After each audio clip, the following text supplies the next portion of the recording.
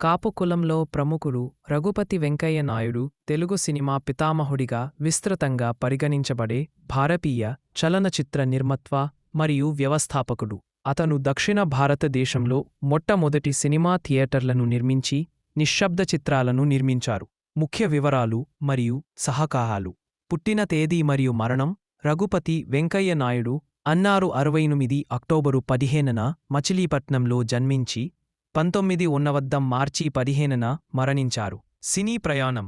అతను తన కెరియర్ను ఫోటోగ్రాఫర్గా ప్రారంభించి 1990లో విదేశాల నుండి క్రోమో మెగాఫోను మరియు ఫిలిం పరికరాలను దిగుమతి చేసుకున్నారు.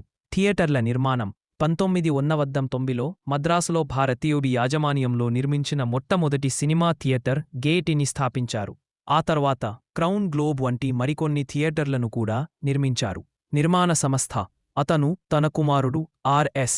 ప్రకాష్తో కలిసి దక్షిణ భారతదేశంలో మొట్టమొదటి నిర్మాణ సంస్థ స్టార్ ఆఫ్ ది ఈస్ట్ ఫిలిమ్స్ను స్థాపించారు. మొదటి తెలుగు చలనచిత్రం. ఈ సంస్థ ద్వారా 1990లో భీష్మ ప్రతిజ్ఞ అనే మూగ చిత్రాన్ని నిర్మించారు. ఇది మొదటి తెలుగు చలనచిత్రంగా పరిగణించబడుతుంది. గుర్తింపు. తెలుగు చలనచిత్ర రంగానికి ఆయన చేసిన విశేష కృషిని గుర్తించి ఆంధ్రప్రదేశ్ ప్రభుత్వం 1990లో రఘుపతి వెంకయ్య అవార్డును నెలకొల్పింది. ఈ అవార్డును సినీ రంగంలో జీవితకాల సాఫల్యం సాధించిన వారికి అందజేస్తారు.